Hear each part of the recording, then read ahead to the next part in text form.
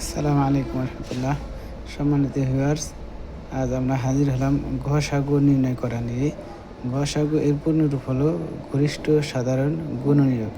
তো আমরা এখন অঙ্কে চলে যাব। 10, 20 এর গসাগু আমরা নির্ণয় করব।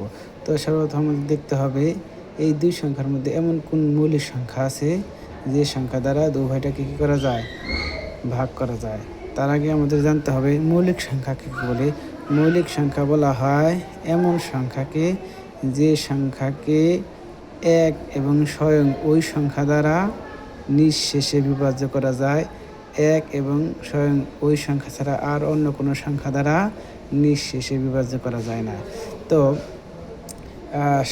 মৌলিক সংখ্যার মধ্যে সর্বনিম্ন সবচেয়ে ছোট মৌলিক সংখ্যা হলো 2। তাহলে আমরা দেখব 2 দ্বারা উভয়টিকে ভাগ করা যায় কিনা। না, 2 দ্বারা যাচ্ছে না। এরপরে মৌলিক সংখ্যা 3 দ্বারা যাচ্ছে না। এরপরে মৌলিক সংখ্যা 5 দ্বারা যাইতেছে। 5 দ্বারা 10-এর মধ্যে 5 দোকানে 10 2বার এবং 25-এর মধ্যে 5 5 25 5বার। এরপরে আর কোনো সংখ্যা দ্বারা যাইতেছে না, কাজেই উত্তর শেষ। আমাদের উত্তর হলো 5। এবার আরেকটু বোঝার জন্য আরেকটা অঙ্ক আমরা করে নিই। 4, 12, 16 এর আমরা গসাগু নির্ণয় করব। 4, 12, 16। তাহলে কোন মৌলিক সংখ্যা সবচেয়ে ছোট হলো 2। দেখি 2 দ্বারা যায়, 2 দ্বারা যাইতেছে। 2 4-এর মধ্যে 2বার যায়। 6 12-এর মধ্যে 6বার, 6 দোকানে 12। এরপর 8 দোকানে 16, বাস।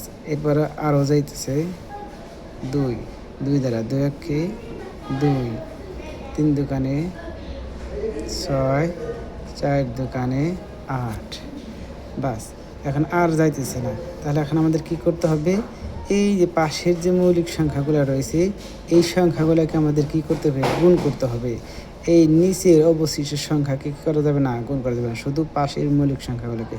তাহলে 2 গুণ 2, তাহলে 2 দোকানে 4। তাহলে এই 4টাই কি আমাদের গসাগু।